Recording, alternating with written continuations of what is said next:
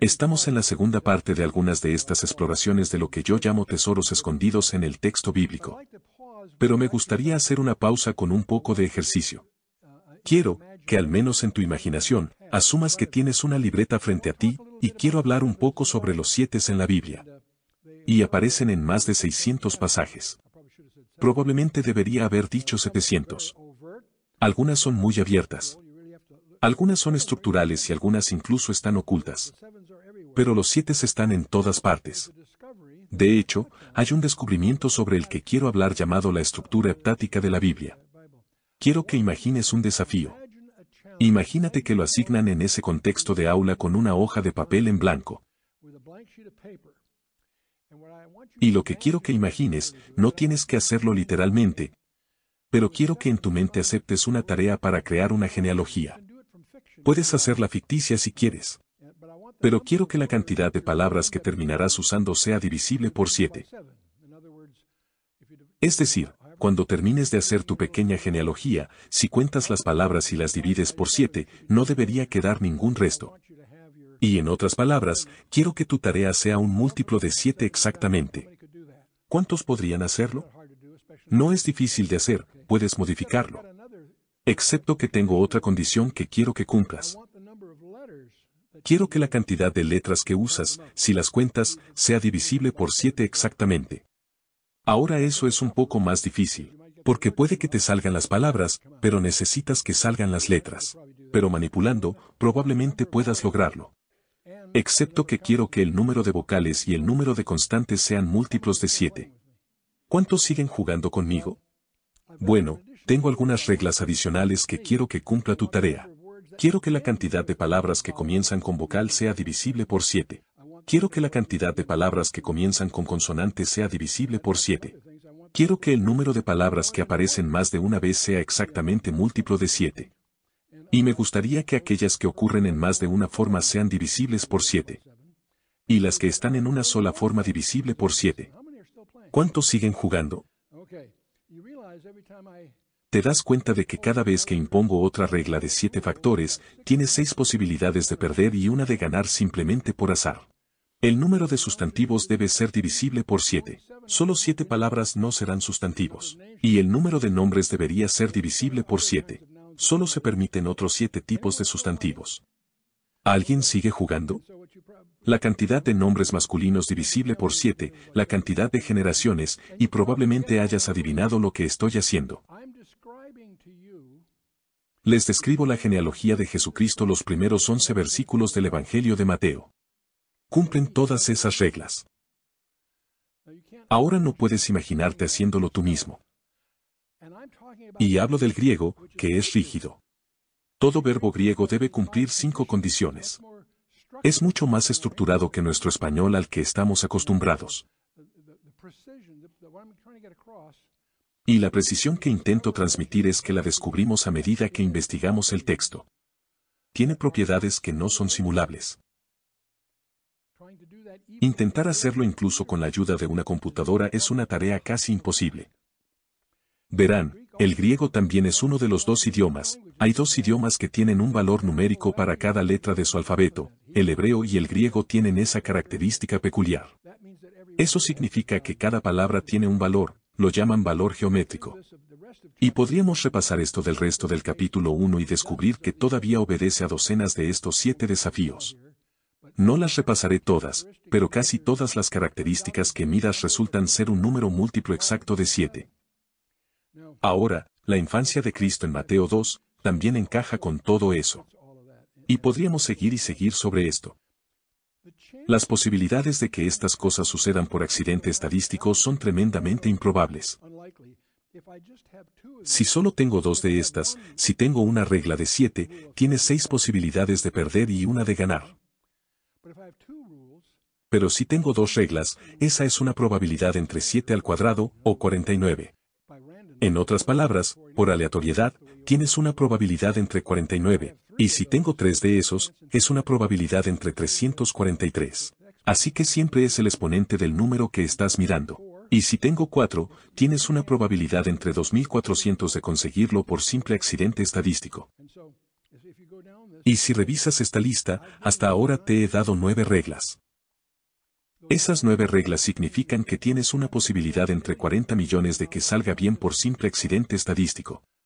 Ya sabes, una vez que entiendes el comportamiento estadístico, cuantas más reglas haya, más improbable será que se produzca por algo que no sea un diseño deliberado. Entonces, si quieres probar esto, supongamos que dices que puedes intentar hacer aquello. Si tengo que hacerlo, si trabajo 8 horas al día, 40 horas a la semana, 50 semanas al año, son 2000 horas al año en efecto.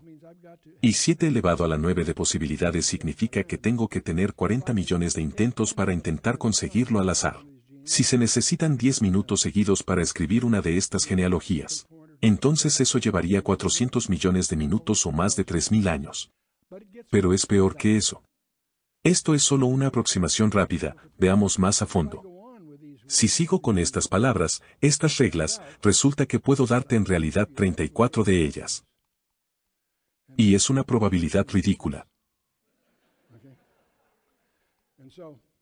Y así, si aún quieres intentar hacer esto mecánicamente, y eso significa que tienes 7 elevado a la potencia 34, que es 5 veces que se necesitarían 10 elevado a 25 intentos, y hay 3 veces 10 elevado a 7 segundos por año. Supongamos que tienes una supercomputadora que haría 400 millones de estos cada segundo.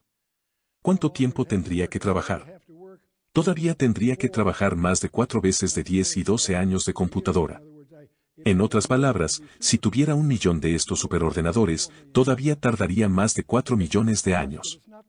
Creo que está claro que esto no es algo que pueda suceder por casualidad. Y esto es solo con 34, el Dr. Ivan Panin, que descubrió estas cosas, identificó 75, no 34 reglas, y eso va más allá de nuestra imaginación. El Dr. Ivan Panin, nacido en Rusia en 1955, se exilió a temprana edad, se involucró en un complot contra el zar, emigró a Alemania y luego a Estados Unidos. Se graduó en Harvard en 1882. Y curiosamente, descubrió a Cristo. Ahora, cada uno de nosotros en esta sala que ha descubierto a Cristo es el resultado de un milagro. Pero si tienes un doctorado de Harvard, eso es un milagro mayor. Pero también descubrió temprano en su carrera lo que él llama la estructura heptática de las Escrituras. Y en 1890, en realidad, dedicó el resto de los 50 años de su vida, generando más de 43.000 páginas de descubrimientos, una lectura muy seca, pero asombrosa por sus implicaciones. Porque entre otras cosas, te dice algo.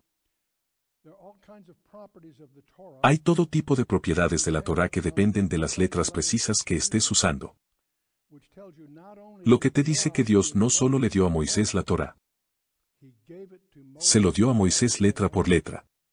Sacas una letra de eso y algunas de esas propiedades comienzan a disiparse. Implicaciones asombrosas, asombrosas para un científico de la información. Pero quiero mencionar solo uno de ellos que para mí es el más sorprendente de todos. El Nuevo Testamento consta de 27 libros. Eso significa que tienen una palabra que los inicia y una palabra que los acaba. Y si hay 27 libros del Nuevo Testamento, entonces tiene 54 palabras. Y hay un vocabulario total de esas palabras que resultan ser 28 palabras en los Evangelios. Y si revisas toda esta aritmética, la palabra más corta, la palabra más larga, todo ese tipo de cosas, cada una de ellas son múltiplos de 7, pero aquí está lo que me resulta interesante. El vocabulario en el Evangelio de Mateo. Eso que es exclusivo del Evangelio de Mateo pasa a ser un múltiplo de 7. Ocurre 42 veces, es decir, 7 veces 6. Tiene 126 letras, eso es 7 veces 18. Y la única propiedad que tienen estas palabras es que son exclusivas del Evangelio de Mateo. Y salen precisamente como múltiplo de 7. ¿Estás conmigo hasta ahora? Mi pregunta es, eso es interesante. Pero ¿cómo se pudo haber organizado? Imaginemos que Mateo deliberadamente intentara que saliera así. ¿Cómo harías para hacerlo? Solo hay 2 maneras de hacerlo. Una es que todos los demás autores del Nuevo Testamento estén de acuerdo en no usar esas palabras. ¿Cuántos piensan que eso pasó? No me parece. Bueno, de otra manera, podrías usar ese argumento lingüísticamente para demostrar que Mateo debe haber escrito el último. Solo así podría preservar esa propiedad. Entonces podrías usar eso al menos como argumento, que Mateo escribió su documento al último. Entonces, Mateo escribió su evangelio al final, excepto que descubrí que cuando miro el evangelio de Marcos tiene la misma propiedad. Que las palabras que son exclusivas del evangelio de Marcos son múltiplos de 7 exactamente. Eso prueba que Marcos fue escrito al último. Ahora espera un momento, si miro el evangelio de Lucas, también tiene esa propiedad. Que las palabras que son exclusivas de su escritura. En el Nuevo Testamento. Esas palabras, la cantidad de palabras que son exclusivas de él, son múltiplos de 7 exactamente. Eso prueba que Lucas escribió al último, excepto que también lo hizo Juan. Cada uno de ellos escribió el suyo al final. De hecho, también lo hicieron Santiago, Pedro, Judas y Pablo. Cada uno escribió el último. Cada uno de sus escritos, los escritos colectivos, tienen su vocabulario propio. Cuanto más sabes sobre las ciencias de la información, más descubres que estamos ante algo sobrenatural. Eso es sobrenatural. En Oseas, Dios revela algo, Él dice, y he hablado a los profetas, y aumenté la profecía, y por medio de los profetas usé parábolas. Hay figuras retóricas, hay recursos retóricos utilizados en la Biblia. A menudo, en un programa de radio y demás, algún antagonista me desafiaba en la radio sobre algo y simplemente quería decir, ya sabes, yo tomo la Biblia literalmente, pero sabía que en el momento en que dijera eso, él diría que creo que Dios tiene plumas. Porque el Salmo 91 dice bajo sus alas. Entonces cuando comencé a responderle al chico, en lugar de decir literalmente, busqué alguna razón, tal vez estaba cansado, tal vez era el Espíritu Santo operando. Dije, la tomo en serio. Y el otro tipo al otro lado de la línea se molestó tanto que supe que había encontrado oro. Porque quería exponer el argumento literal, que en realidad es un argumento de Naive Dei, pero lo tomo en serio. ¿Sabes cuántos tipos diferentes hay? ¿Cuántos recursos retóricos diferentes se utilizan en la Biblia? Bueno, hay símiles, alegorías, analogías. Puedes hacer una lista. Puedes hacer una lista de más de 200 y todos están catalogados en el apéndice de algunos de nuestros materiales, si estás interesado en eso. En la última sesión vimos cómo el Espíritu Santo usó juegos de palabras con Hebel y Tikva para comunicar algo. Hay figuras retóricas. Hay símiles por supuesto, alegorías, metáforas, tipos, hablamos de errores tipográficos y analogías, y por supuesto, hipocatástasis. Hay 200 de estas cosas. Pero más concretamente, Pablo nos dice en 1 Corintios 10, y estas cosas les acontecieron como ejemplo, y están escritas para amonestarnos a nosotros. Ahora la palabra ejemplo en griego es tupos, de donde obtenemos la palabra tipo, como un prototipo, por así decirlo. Y entonces hay tipos y esos son muy importantes, expresan un patrón. Ese es el concepto hebreo de profecía, es un patrón. Y vamos a explorar uno clásico en la Biblia. Lo guardé para esta porque no intenté incluirlo en la última sesión. La ofrenda de Isaac, todos conocemos la historia, supongo. El término hebreo para ese evento se llama Akeda, la ofrenda de Isaac. Y a muchas personas les sorprende, cuando leen la Biblia, que parezca que Dios está amonestando el sacrificio de niños. Porque siempre tenemos la mentalidad de la escuela dominical de que hay un niño pequeño subiendo la colina con Abraham. Echemos un vistazo a esto un poco. Aconteció después de estas cosas, que probó Dios a Abraham, y le dijo, Abraham. Y dijo, toma ahora tu hijo, tu único, Isaac, a quien amas, y vete a tierra de Moriah, y ofrécelo allí en holocausto sobre uno de los montes que yo te diré. Cuando llegas a Génesis 22, Abraham había aprendido la lección. Eso es lo que Dios dijo, así que a la mañana siguiente se dispone a hacer precisamente eso, para ofrecer a su hijo. Por cierto, también existe una ley entre los expositores que llamamos la ley de la primera mención. Cuando encuentras un lugar en la Biblia, surge un tema de la primera vez, generalmente descubres que es muy significativo. Este es el primer lugar donde aparece la palabra amor en la Biblia. Es la de Abraham ofreciendo a su hijo. Y veremos por qué esto es tan importante en breve. Abraham se levantó muy de mañana, y enalbardó su asno, y tomó consigo 2 siervos suyos, y a Isaac su hijo. Hay 4 personas ahora, Abraham, Isaac, 2 jóvenes y el asno. Y cortó leña para el holocausto, y se levantó, y fue al lugar que Dios le dijo. Ahora sabemos por la epístola a los Hebreos, capítulo 11 versículo 19, que en lo que respecta a Abraham, su hijo estaba muerto cuando vino el mandamiento. Cuando llegó el mandamiento a Abraham, lo dio por muerto, se trata de ejecutar lo que Dios le dijo que hiciera. Entonces viajan de Berseba a Jerusalén. Estaban en Berseba cuando todo sucedió, viajaron a Jerusalén, al monte Moriah, por así decirlo. Y ese resulta ser un viaje de 3 días. Luego, al tercer día, es un viaje de 3 días. Eso será interesante porque aparentemente Isaac estará muerto para Abraham durante 3 días. Alzó Abraham sus ojos, y vio el lugar de lejos. Entonces dijo Abraham a sus siervos, esperad aquí con el asno, y yo y el muchacho iremos hasta allí y adoraremos, y volveremos a vosotros. Entonces dejan a estos 2 jóvenes al pie de la colina con el burro. Abraham e Isaac suben al monte para adorar. Y Abraham dice que vamos a volver. Abraham sabía algo, uno podría pensar que fue tremendamente valiente al ofrecer a su hijo. La actitud de Abraham fue que ese sería el problema de Dios. Entonces, si Dios quiere que lo mate, Dios tiene un problema, tendrá que resucitarlo de entre los muertos porque me prometió que tendrá hijos, eso es muy lógico. Entonces Él les está diciendo a los jóvenes que regresaremos, se lo ofreceré pero volveremos.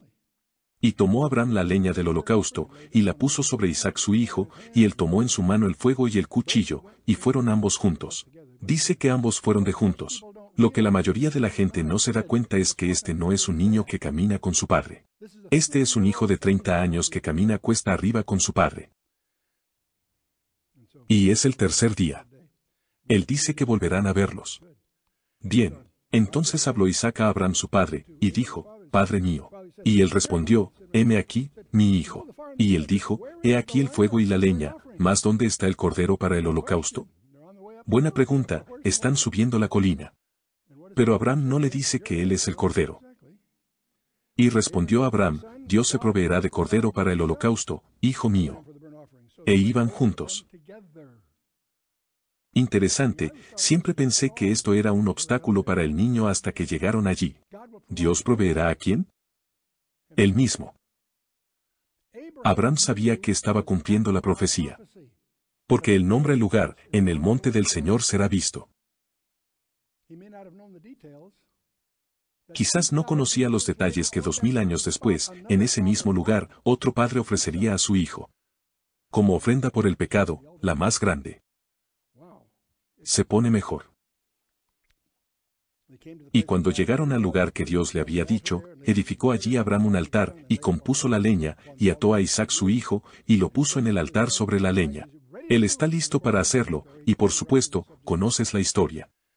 Lo interrumpen y lo sustituyen por un carnero. ¿Dónde está pasando esto? Bueno, si miras un mapa topográfico. El monte Moriah es un sistema de crestas que va de sur a norte. Y hay un monte al oeste llamado Monte Sión. Hay un valle que solía estar allí, el valle de Tiopeán se ha llenado desde entonces. Y vas hacia el este, hay un valle de Cedrón y al otro lado está el monte de los Olivos. Y es una cresta entre 2 montañas. Al sur hay otro valle, el valle de Hinnom. Y entonces Salem está en la base. Está a unos 600 metros sobre el nivel del mar. Pero a medida que subes esa cresta, aumentas la altitud hasta llegar a la era de Aruna, que luego es comprada por David para ser el sitio del templo. Pero eso fue cientos de años después. En la cima de ese lugar. Ahí es donde tiene lugar la Acadá, en la cima. Que es la era de Aruna a unos 741 metros. Veamos esto un poco más grande. Y ese es el lugar que llamamos Gólgota. Entonces el ángel de Jehová le dio voces desde el cielo, y dijo, Abraham, Abraham. Y dijo, no extiendas tu mano sobre el muchacho, ni le hagas nada, porque ya conozco que temes a Dios, por cuanto no me rehusaste tu hijo, tu único. Dejémoslo de lado por un momento, volveré sobre ello. En los 2 capítulos siguientes, Abraham nuevamente tiene un encargo para su socio comercial, su sirviente. No encuentra su nombre en ese capítulo, pero haciendo algunos deberes, descubres cuál era su nombre resultó ser Eliezer. Lo que significa consolador. Y encarga a Eliezer que consiga una novia para Isaac. Lo envía al viejo país, a Labán. Eliezer califica bien a la muchacha. Ella acepta casarse con un novio que no conoce. Y él le da regalos y demás, y la trae de regreso. se reúne con su novio junto al pozo de la Roy. Todo eso ocurre en el capítulo 24. Estábamos en el capítulo 22 y en el capítulo 24, quiero que tengas esa perspectiva. Porque nuevamente, tenemos a Abraham en un tipo del Padre, a Eliezer en un tipo del Espíritu Santo, e Isaac como un tipo del novio, y Rebeca resultará ser la novia. De nuevo, es un tipo, un presagio por así decir. Pero podemos aprender algo interesante de esto. Abraham es el Padre, Isaac el Hijo, Eliezer el Espíritu Santo. Enviado a buscar una novia para el Hijo. Volvamos atrás, hay un versículo que me fascina en Génesis 22. Justo después de que sustituyen el carnero. Dice lo siguiente en el versículo 19. Y volvió Abraham a sus siervos, y se levantaron y se fueron juntos a Beerseba, y habitó Abraham en Beerseba. En otras palabras, después del episodio allá arriba en el monte, Abraham baja de la colina. Los dos muchachos todavía están ahí abajo con el burro y todos se van a casa. ¿Están conmigo hasta ahora? ¿Notan que falta algo? ¿Dónde está Isaac? Ahora tú y yo llegamos a la conclusión y es correcta. Obviamente, Isaac lo acompañó a su casa. Abraham e Isaac bajaron y se unieron a los dos jóvenes y se fueron a casa. Eso es obvio, así es como lo leemos y lo suponemos, pero estamos siendo presuntuosos. Porque el Espíritu Santo ha hecho algo muy interesante aquí. No encuentras el nombre de Isaac allí. ¿En serio? Por supuesto que bajó la colina. Porque todos se van a casa y la historia continúa. Pero el Espíritu Santo está editando esto. Descubrimos algo cuando examinamos el texto con mucha atención. ¿Dónde está Isaac? La persona de Isaac es eliminada del registro, desde el momento en que es ofrecido, hasta el momento en que se una a su novia, junto al pozo de la Roy. El Espíritu Santo ha jugado con el texto, para que se ajuste al modelo. Asombroso. Por supuesto que a Dios le preocupan los patrones. Hace que Moisés golpee la roca en busca de agua. Barabá. Los refidim le piden que le hable a la roca y Moisés la vuelve a golpear y por eso no puede heredar. Después de 120 años de servicio. 40 años en Egipto, 40 años en Madián y 40 años en el desierto y después de todo eso no hereda.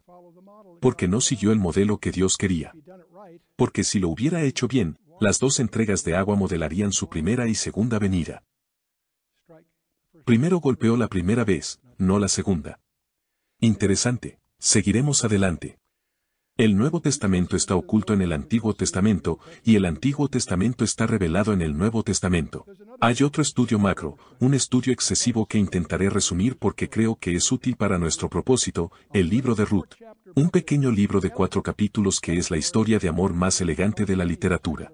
Se enseña en muchas universidades seculares como un ejemplo perfecto de una historia de amor. Pero tiene implicaciones enormes. Tienes que entender sobre hermenéutica. El modelo occidental es que la profecía es igual a la predicción más el cumplimiento. La mente hebrea es profecía es patrón. Eso es lo que llamamos tipos, y miramos el gran tipo que acabamos de mirar en Génesis, en la queda en Génesis 22. Hay otro que veremos en el libro de Ruth. Y esto es en los días de los jueces. Quiero que sepan el momento, esto es en días de jueces. Tienes a Moisés, 5 libros, Josué, luego los jueces, todavía no estamos en Samuel. Es la historia de amor definitiva en la mente de muchos. A nivel literario y claramente a nivel profético, sostengo que no se puede entender el libro de Apocalipsis a menos que se comprenda el libro de Ruth. Y es uno de los libros más significativos del Antiguo Testamento para la Iglesia. No es una contradicción decir Iglesia del Antiguo Testamento, porque perfila el papel del pariente redentor. Y es un requisito previo esencial para entender el libro de Apocalipsis. El primer capítulo es el amor resuelto donde Ruth la Moabita insiste en aferrarse a su suegra. Y el segundo capítulo sobre cómo ella se reúne para ellos como lo hacen las viudas y los huérfanos. Y luego la petición de amor, una escena muy extraña en el capítulo 3 que la mayoría de la gente malinterpreta, volveré a eso. Y el capítulo final trata sobre la redención tanto de la tierra para Noemí como de la novia para Booz. En el primer capítulo, Ruth en los días de los jueces, y los nombres de todos los jugadores son relevantes para la historia en este resumen, pero no entraré en detalles, solo para que puedan hacer su tarea al respecto. Están en su Biblia. Pero en el segundo capítulo, ella decide regresar a Belén con Noemí. Ella ha estado fuera por 10 años. Pero son indigentes. Y hay que entender la ley de la espiga. Hay un par de leyes del antiguo Israel que debes entender y que son parte de la bendición. Tal como tenían su sistema de bienestar, si eras propietario de una parcela de tierra, podías cosecharla una vez, pero lo que perdías debía quedar para las viudas y los huérfanos. Recogerían después de los segadores y tenían derecho a hacerlo. Entonces Ruth cuida de Noemí, la viuda. De hecho, ambas son viudas. Ella recoge, es capaz de ir tras los segadores y termina en el campo de Booz, lo que resulta ser la clave de toda la trama, por supuesto. Y ella termina en el campo de Booz. Me encanta porque los rabinos tienen una idea interesante, dicen que coincidencia no es una palabra kosher. Por supuesto que no hay accidentes en el reino de Dios. Entonces Booz es un nombre que significa, en él está la fuerza. Lo sabemos porque le pusieron su nombre a uno de los dos pilares del templo. Jaquín y Booz, esa es una historia completamente diferente, pero el punto es que un sirviente anónimo se lo presenta a Ruth.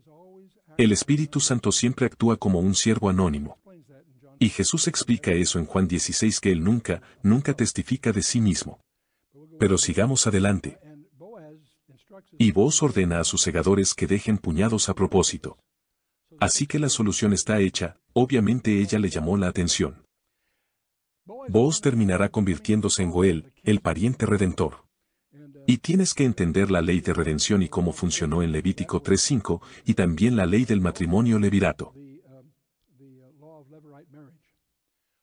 La ley de redención era que cuando se vendía un terreno, se vendía su uso, pero un pariente siempre podía regresar y redimir la tierra. Eso es lo que está operativo aquí. Pero también, si un marido moría sin descendencia, el pariente más cercano podía, si así lo deseaba, plantear descendencia a la viuda para que continuara la línea. Levirato es una palabra del tipo de pariente más cercano. Y el matrimonio levirato es operativo aquí. Y en el capítulo 3, Noemí se dio cuenta de que Ruth había tropezado con la tierra de un pariente. Y ve una oportunidad para recuperar su tierra y también para brindarle un futuro a Ruth. Entonces ella le instruye exactamente lo que debe hacer. Y reconoce la oportunidad de redención de la tierra y de una nueva vida para Ruth. Entonces ella le dice a Ruth qué hacer. Así que tenemos que entender cómo se hacía la paliza. Por lo general, había una zona de respaldo donde predomina el viento.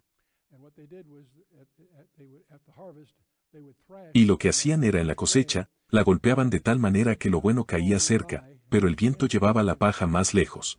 Si lo hacías bien, terminabas con 2 montones. El que está cerca lo guardarías para el mercado. Las cosas que estaban más abajo las quemabas para mantener alejadas a las alimañas. Lo que hacían al final del día de todo eso, lo celebrarían esa noche con una fiesta. Y luego los propietarios dormían junto al grano comercializable para protegerlo. Y eso sería lo del día.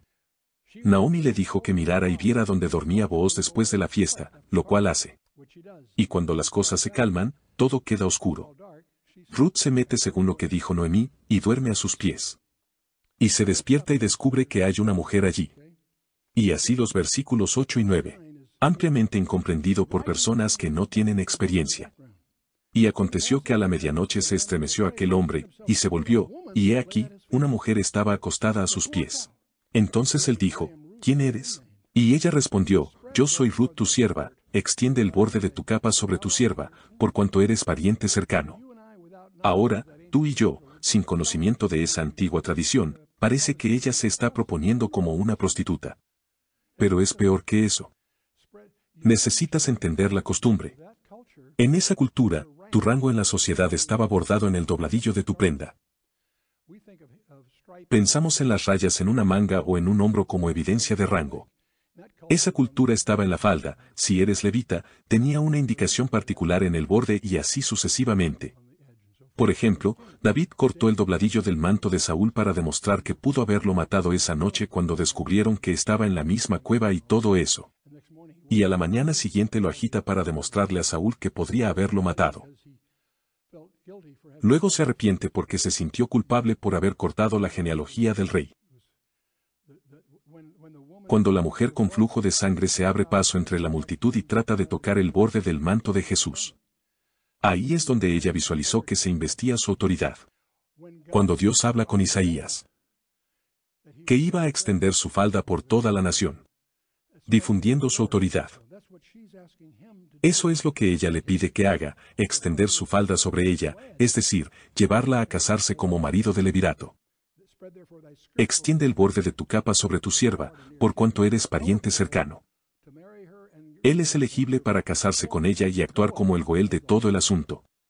Ese es el gran punto de la trama aquí. Entonces ella se acerca a Booz para que cumpla el papel de goel. Y él le dice, estaré encantado de hacerlo, me encantaría hacerlo excepto que hay alguien que es un pariente más cercano.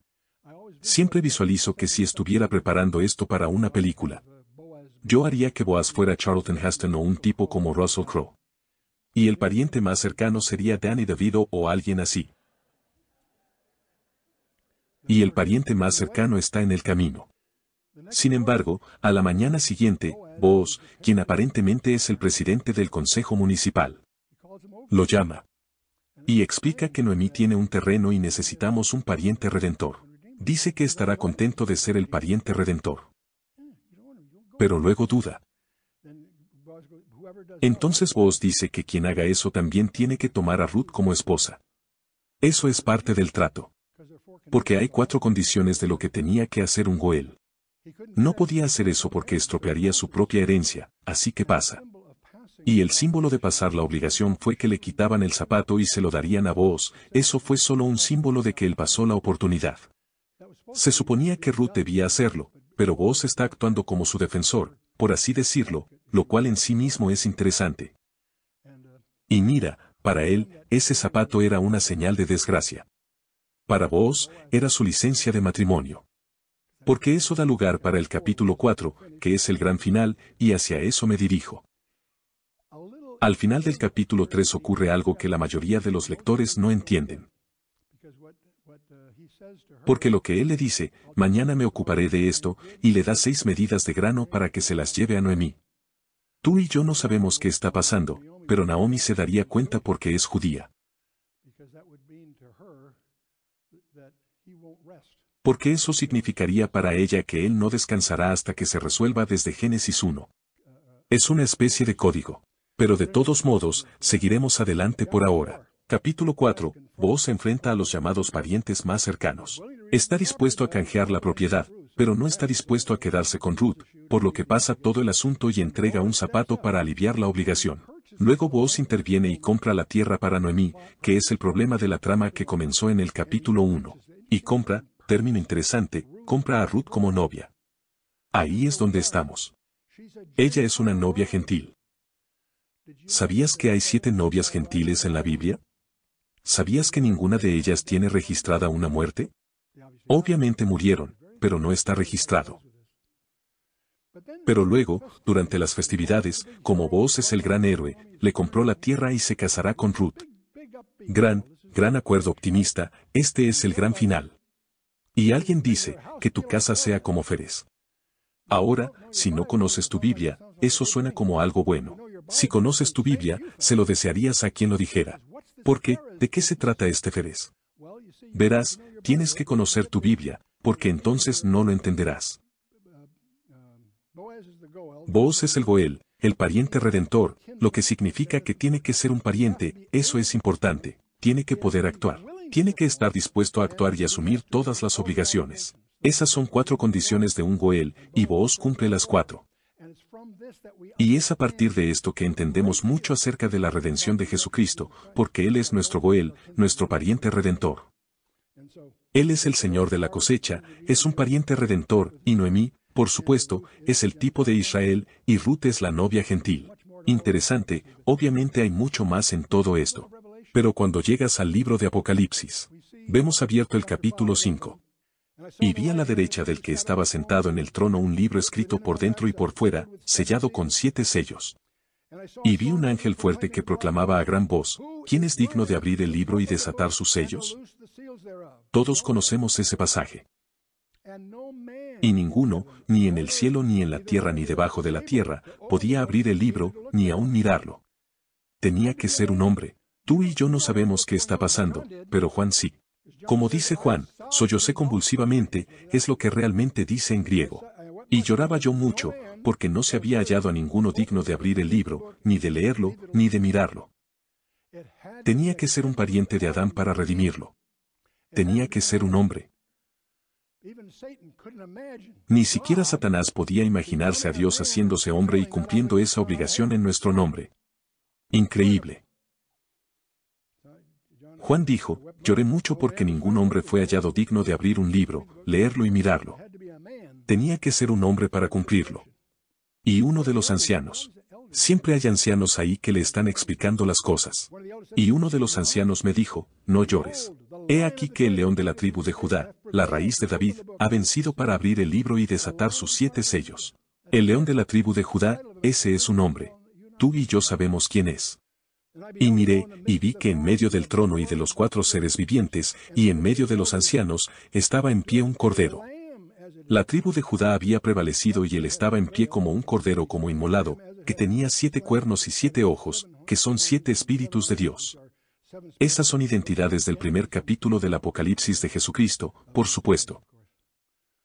Y vino, y tomó el libro de la mano derecha del que estaba sentado en el trono. Y cuando hubo tomado el libro, los 4 seres vivientes y los 24 ancianos se postraron delante del Cordero, todos tenían arpas y copas de oro llenas de incienso, que son las oraciones de los santos. Volvamos a Ruth otra vez. Ruth es un tipo de la iglesia. Noemí, la tierra de Israel. Para poder acercar a Ruth a Noemí, ésta tuvo que ser exiliada de su tierra. Así surgió todo. Es interesante.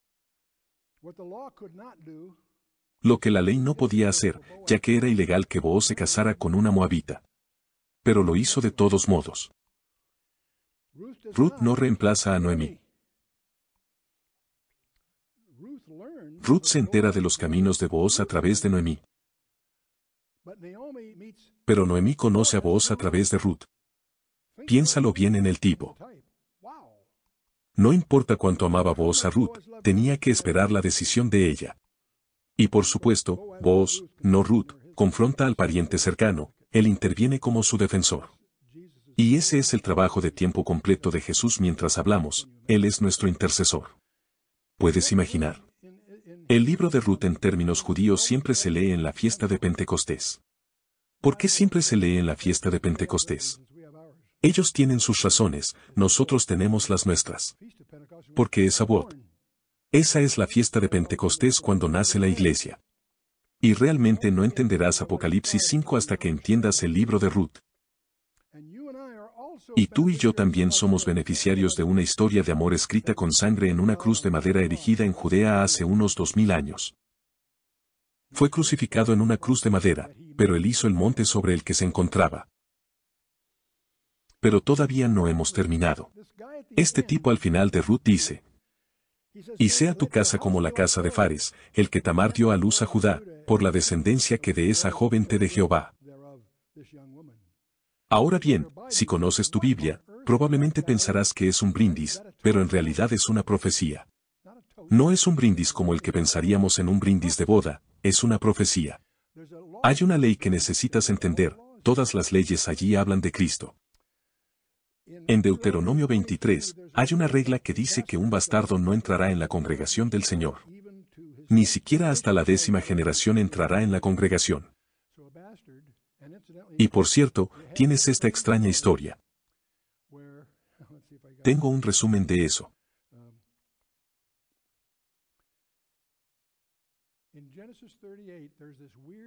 En Génesis 38, hay una historia muy rara en la que engañan a Judá para que se acueste con su nuera pensando que ella era una prostituta desconocida. Ella queda embarazada, y él se da cuenta de que su pecado era mayor que el de ella porque se suponía que él le daría otro hijo para que ella se casara cuando el primer hombre muriera. Y esta extraña historia está en Génesis 38. ¿Por qué estaría ahí? El punto es que los hijos ilegítimos no son elegibles para heredar durante 10 generaciones, así que examinemos las 10 generaciones de Pérez, Asrón, Ram, Amenadab, Nasón, Salomón, Booz, Obed, Isaí y David. David era la 10ª generación. Cuando Israel pidió un rey, Dios tenía un rey listo para ellos. Pero aún no estaba listo. Entonces Saúl fue un parche para su pedido. En otras palabras, lo que también descubrimos es que Booz, Obed, Isaí y David están encriptados en Génesis 38 en la Torá. Y veamos si puedo mostrarles el pecado de Judá con Tamar. Y la historia de José comienza en el capítulo 37 y llega hasta el final del capítulo 50 del Génesis.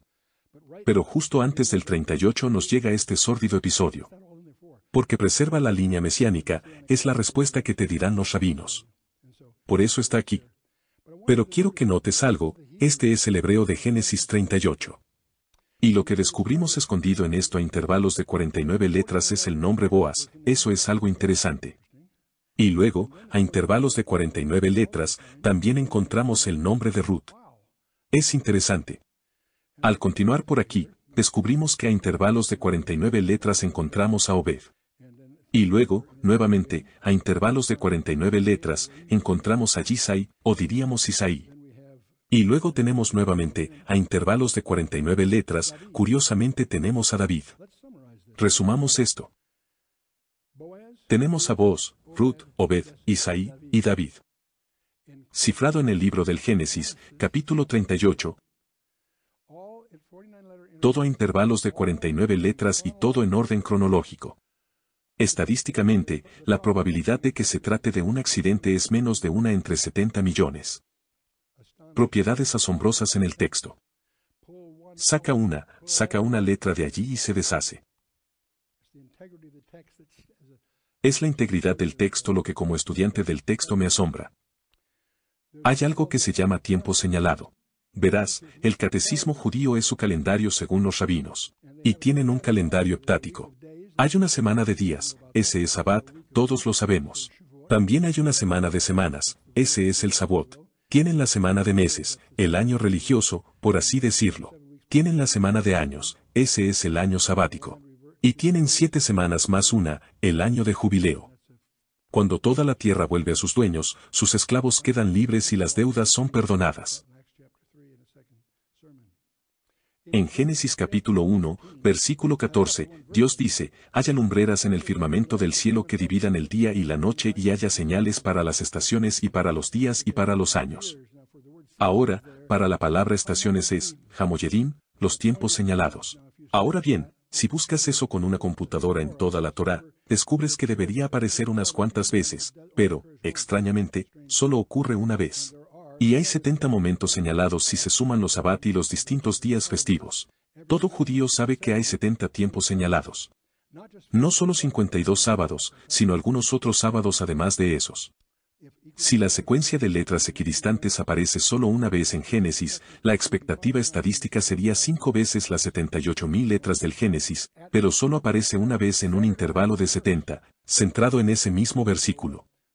Y las probabilidades en contra se habrían estimado en más de 70 millones a 1. Pero las fiestas de Israel, las fiestas de primavera en el primer mes, la Pascua, las fiestas de los panes sin levadura, las fiestas de las primicias. Y luego tienes las fiestas de otoño, otro grupo. Tienes las fiestas de las trompetas. Yom Kippur y las fiestas de los tabernáculos. Cada una de las fiestas no solo es históricamente conmemorativa, sino que también es profética. Y las primeras 3 fiestas de primavera hablan de la primera venida de Jesucristo, y se cumplen el mismo día en que se celebran. Y los últimos 3 también son proféticos de su segunda venida, y esperamos que se cumplan. Pero hay una extraña entre las dos, las fiestas de las semanas, que la mayoría de los eruditos reconocen que es la única ocasión en todo el Antiguo Testamento en la que se usaba pan con levadura. Entonces tiene una esencia gentil. Y es, por supuesto, el nacimiento de la Iglesia, que ocurrió en el capítulo 2 de Hechos. Pero puede que aún no se celebre por completo, porque también tienen una tradición en el judaísmo de que Enoc fue trasladado en su cumpleaños, que era el día en que celebran las fiestas de las semanas. ¿Hay más aquí para encontrar? Estúdialo tú mismo y saca tus propias conclusiones. Pero si comienzas a estudiar estas secuencias, descubrirás que en Isaías 53, el lugar santísimo del Antiguo Testamento, encontrarás muchas cosas fascinantes de la gente que estaba allí al pie de la cruz. Caifás, Anás y muchos otros. Pero también se encuentran los nombres de los discípulos.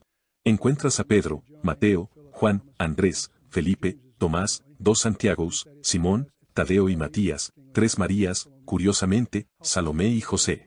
Incluso una de las Marías está entretejida con las encriptaciones de Juan. Hay algo que es aún más extraño que estos nombres que aparecen estadísticamente en esos 12 versículos.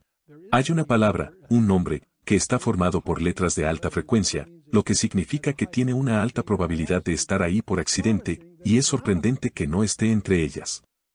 Ese es el nombre de Judas. Él no está allí. Está desaparecido, por extraño que parezca. Matías, por cierto, de Hechos 1 está ahí curiosamente. Y puedes revisar las tablas de frecuencia y estudiarlas si quieres. Mi énfasis resumido aquí es que el Nuevo Testamento está oculto en el Antiguo Testamento, y el Antiguo Testamento está revelado en el Nuevo Testamento. El principal descubrimiento de nuestro ministerio, 66 libros escritos por más de 40 personas durante casi 2000 años. Cada nombre de lugar está ahí deliberadamente, y debes descubrirlo por ti mismo para tener el impacto que necesitas. En 1980, había un joven de Ruanda que fue obligado por su tribu a renunciar a Cristo o enfrentar una muerte segura. Y se negó a renunciar a Cristo. Y fue asesinado en el acto. Cuando entraron a su habitación, encontraron esto clavado en la pared. La noche anterior había escrito esto y lo había colgado en su habitación. Soy parte de la comunidad de los que no tienen vergüenza. Tengo el poder del Espíritu Santo. La suerte está echada, he cruzado la línea. La decisión está tomada, soy discípulo suyo. No miraré atrás, no aflojaré, no frenaré, no retrocederé ni me quedaré quieto. Mi pasado está redimido, mi presente tiene sentido, mi futuro está seguro. Se acabó la vida humilde, el caminar visual, la planificación pequeña, las rodillas suaves, los sueños incoloros, las visiones mansas, las conversaciones mundanas, la vida barata y las metas eclipsadas. Ya no necesito preeminencia, prosperidad, posición, ascensos, aplausos o popularidad. Obviamente fue al seminario con la aliteración allí. No tengo que tener la razón, ser el primero, el mejor, el reconocido, el elogiado, el considerado o el recompensado. Ahora vivo por fe, me apoyo en su presencia, camino con paciencia, levantado con oración y trabajo con poder. Mi rostro está firme, mi paso es rápido, mi meta es el cielo, mi camino es angosto, mi camino áspero, mis compañeros pocos, mi guía confiable, mi misión clara. No puedo ser comprado, comprometido, desviado, engañado, rechazado, burlado o retrasado. No me inmutaré ante el sacrificio, ni dudaré en presencia del adversario, no negociaré la mesa del enemigo, no reflexionaré en el charco de la popularidad ni deambularé en el laberinto de la mediocridad. No me rendiré, ni callaré, ni flaquearé hasta que haya desvelado, almacenado, orado, pagado o predicado por la causa de Cristo. Soy un discípulo de Jesús y debo seguir hasta que Él venga, dar hasta caer, predicar hasta que todos sepan y trabajar hasta que Él me detenga. Y cuando venga por los suyos no tendrá problemas en reconocerme. Mi estandarte será claro.